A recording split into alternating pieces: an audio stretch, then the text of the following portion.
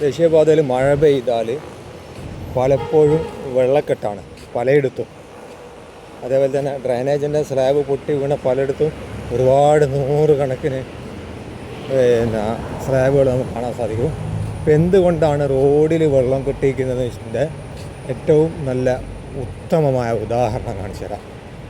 ഡ്രൈനേജൊക്കെ പണിത് കഴിഞ്ഞാൽ നമ്മൾ ഇത്രയും കോടികൾ മുടക്കിയിട്ട് ദേശീയപാതയുടെ വർക്ക് എടുത്തിട്ടും ജനങ്ങളെ നികുതി പണം ഉപയോഗിച്ചുകൊണ്ട് പണിയെടുത്തിട്ടും 6 വരിയിലൂടെ പോകുന്ന ജനങ്ങൾ അതിന് ടോള് കൊടുത്തിട്ടും അത് ശാസ്ത്രീയമല്ല എന്നതിൻ്റെ ഒരു കാഴ്ച കാണിച്ചു തരാം. ഈ ഡ്രൈനേജിൻ്റെ സ്ലാബിൻ്റെ അടിയിലൊക്കെ കംപ്ലീറ്റ് മണ്ണും കച്ചറയും വേസ്റ്റൊക്കെയാണ്. അത് എങ്ങനെയാണ് ഇവർ നീക്കം ചെയ്യാൻ പോകുന്നത്? ഇതൊക്കെ ഫിക്സഡ് ആയിട്ടുള്ള സ്ലാബുകളാണ്. ഇതിനിടയിൽ ഇതേപോലെയുള്ള പൊട്ടിപ്പോയ സ്ലാബുകൾ മാത്രമേ മാറ്റിയിട്ടുള്ളൂ. ജസ്റ്റ് വടകര പുതിയ ബസ് സ്റ്റാൻഡ് പരിസരത്ത് നിന്നൊരു കാഴ്ച കാണിച്ചു തരാം. നേരത്തെ ഡ്രൈനേജിൻ്റെ സ്ലാബ് ഒരുപാട് പൊട്ടിയിട്ടുണ്ട്. ഇവിടെ ഒരു സ്ലാബ് ഓൾറെഡി പൊട്ടിക്കിടക്കുന്നുണ്ട്. ഇതിനടിയിൽ കംപ്ലീറ്റ് കച്ചറയായിരിക്കും. ഉള്ള കച്ചറ കംപ്ലീറ്റ് അതിനകത്ത് കയറിയിട്ടുണ്ടാകും. പിന്നെ പൊട്ടിയെടുത്ത് പലയിടത്തും ഇങ്ങനെ മണ്ണൊക്കെ ഇടുന്നുണ്ട്. ഇത് കണ്ട ഞങ്ങൾ പൊട്ടിയ ഡ്രൈനേജിൻ്റെ സ്ലാബാണ്. അതിപ്പോൾ മാറ്റി കോൺക്രീറ്റ് ചെയ്യാൻ വേണ്ടി വെച്ചിരിക്കുക. ഇതിൻ്റെ അടിയിലുള്ള മണ്ണ് കണ്ടങ്ങൾ, വേസ്റ്റ് കണ്ടങ്ങൾ, ഇതിൻ്റെ സ്ലാബ് വരെ മുട്ടി നിൽക്കുകയാണ്.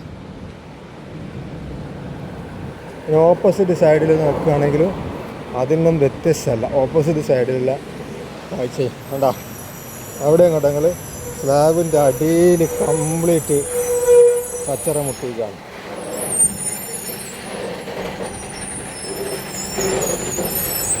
എന്താ നിങ്ങൾ ഇപ്പോൾ ഇത് വർക്ക് കഴിഞ്ഞാൽ സ്ലാബിൻ്റെ അടിയിലുള്ള കംപ്ലീറ്റ് കച്ചറകൾ നീക്കം ചെയ്യുന്നത് എനിക്ക് തോന്നുന്നുണ്ടാകും. എങ്ങനെയാണ് നീക്കം ചെയ്യാൻ എന്തെങ്കിലും ഒരു സംവിധാനം ഉണ്ടോ? ഒരു സംവിധാനമില്ല.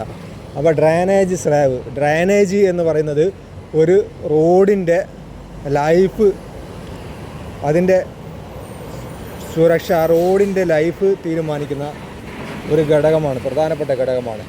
റോഡിന് കൂടുതൽ കാലം ഈട് നിൽക്കണമെങ്കിൽ അതിൻ്റെ കൃത്യമായിട്ട് ഡ്രൈനേജ് ഉണ്ടായിരിക്കും. റോഡിൽ മഴവെള്ളം കെട്ടി നിൽക്കാൻ പാടില്ല. കെട്ടി നിൽക്കുമ്പോഴാണ് കുണ്ടുകളും കുഴികളൊക്കെ പ്രത്യക്ഷപ്പെടുന്നത്. പക്ഷേ ഇതിനകത്ത് ഒരു തുള്ളി വെള്ളം ഡ്രൈനേജിലൂടെ കടന്നു പോകില്ല എന്നതാണ് സത്യത്തിൽ നമ്മുടെ വടകര ദേശീയപാതയിലെ കാഴ്ച. അപ്പോൾ ഇത് നിങ്ങൾ പരമാവധി, കാരണം പല വീഡിയോസുകളും നമ്മൾ ചെയ്തിട്ടുണ്ട്. കഴിഞ്ഞ ദിവസം വടകര നമ്മളെ ഗവൺമെൻറ് ഹോസ്പിറ്റലിൻ്റെ പരിസരത്തുള്ള ഒരു കുണ്ടുമായി ബന്ധപ്പെട്ടുകൊണ്ട് നല്ല വീഡിയോ ചെയ്തിരുന്നു. അത്യാവശ്യം നല്ല രീതിയിൽ റീച്ച് ഉണ്ടായിരുന്നു.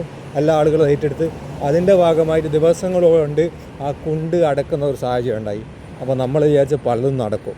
അപ്പോൾ നമ്മൾ പ്രതീക്ഷിക്കണം നടക്കുമെന്ന് വിചാരിക്കണം. അതൊക്കെ അങ്ങനെയാണ്, നമ്മുടെ നാടാണ്. ഒന്നും നടക്കില്ല എന്ന് വെച്ചാൽ ഒന്നും നടക്കില്ല. ഇവിടെയൊക്കെ ജനപ്രതിനിധികളൊക്കെ കയ്യും കെട്ടി നോക്കി നിൽക്കുന്ന അവസ്ഥയാണ്. പല ആളുകളും പലർക്കും വേണ്ടി ന്യായീകരിക്കുന്നൊരു കാഴ്ചയുണ്ട്.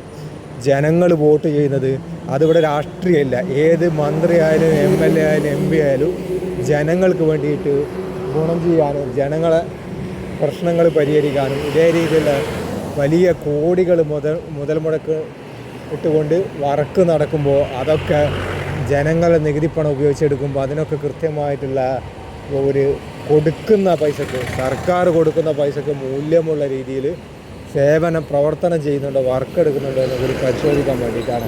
അത് എൻ്റെ പണിയല്ലേ, അത് മറ്റവൻ്റെ പണിയാണ്, അതങ്ങ് കേന്ദ്രം ചെയ്യേണ്ടതാണ്, അല്ലെങ്കിൽ സംസ്ഥാനം ചെയ്യേണ്ടതാണ്, മറ്റുള്ളവൻ ചെയ്യേണ്ടതാണെന്ന് പറഞ്ഞുകൊണ്ട് പരസ്പരം ന്യായീകരിക്കലല്ല. ഒരു ജനപ്രതിനിധികൾ എന്ന് പറയുന്നത് അതിനാണ് ജനപ്രതിനിധികൾ. ഒരാൾ ഇടപെട്ടില്ലേ മറ്റുള്ള ആൾ ഇടപെടണം.